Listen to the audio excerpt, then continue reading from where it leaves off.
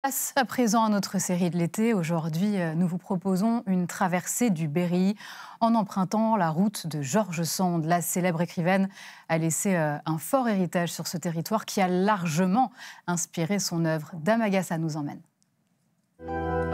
C'est une route pour les amoureux de la littérature et de paysages authentiques. Un circuit de 32 km dans le pays de George Sand, au cœur de la nature berrichonne. Une découverte des lieux emblématiques de la vie et de l'œuvre de la romancière en 3 étapes.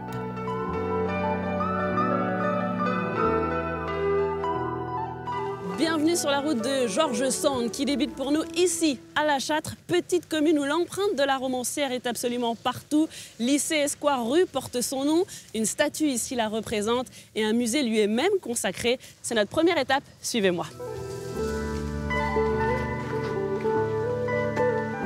Bonjour Vanessa Wendling. Bonjour. Vous êtes la directrice de ce musée qui permet de retracer l'ensemble de l'œuvre de George Sand. Je crois savoir que vous avez près de 7000 pièces ici en réserve.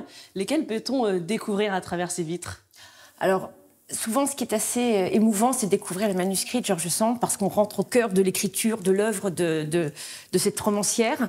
Donc voilà, nous avons dans plusieurs vitrines des manuscrits, soit des manuscrits de livres, comme ici le manuscrit de Lélia, ou des correspondances, puisqu'elle était très prolixe aussi au niveau des correspondances. On connaît presque 30 000 lettres de sa main. J'ai cru apercevoir La Mare au diable, justement. En quoi ce type de roman dit champêtre permet de comprendre l'attachement de George Sand au Berry?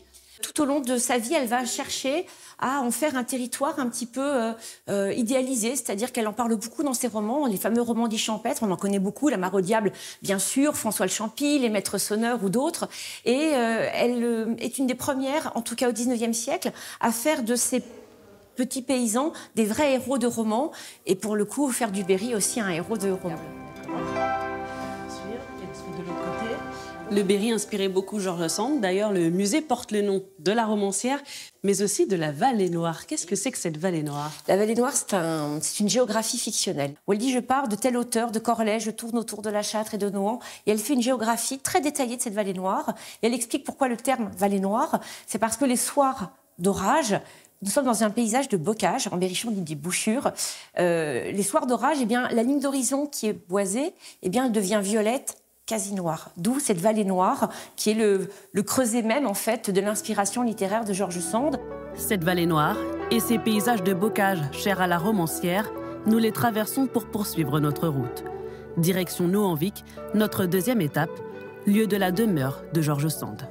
C'est ici, au domaine de Nohanvic, classé aujourd'hui monument historique, que George Sand a vécu 40 années de sa vie, une maison que connaît par cœur Vinciane. Bonjour Vinciane. Bonjour.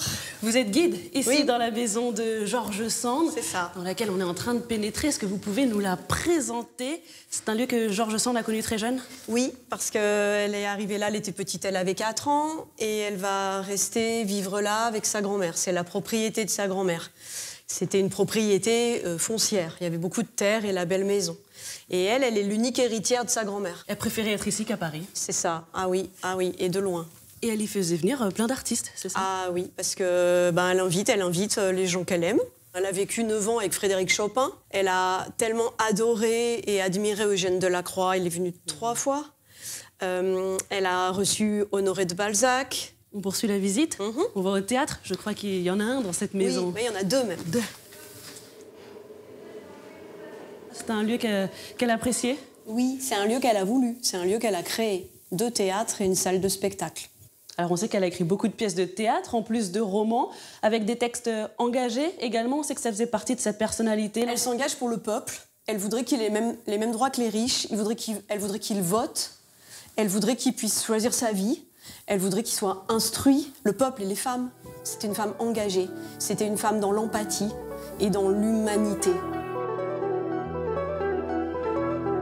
Casser les codes et assumer une liberté sentimentale et vestimentaire. Notre troisième et dernière étape nous mène ici à Verneuil-sur-Ignerets, au château du Petit Coudray. C'est le point de départ de l'émancipation féminine de George Sand.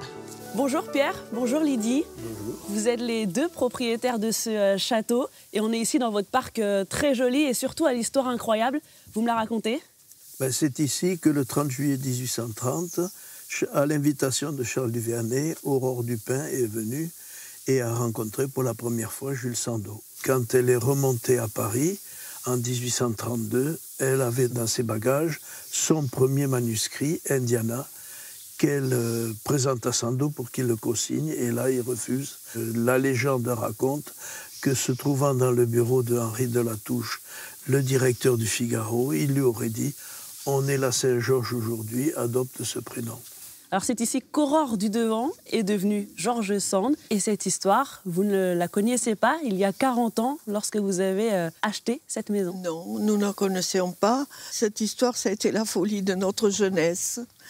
Il faut bien être fou parfois. C'était une bâtisse abandonnée et nous l'avons sauvée. Merci à tous les deux de nous avoir raconté cette histoire.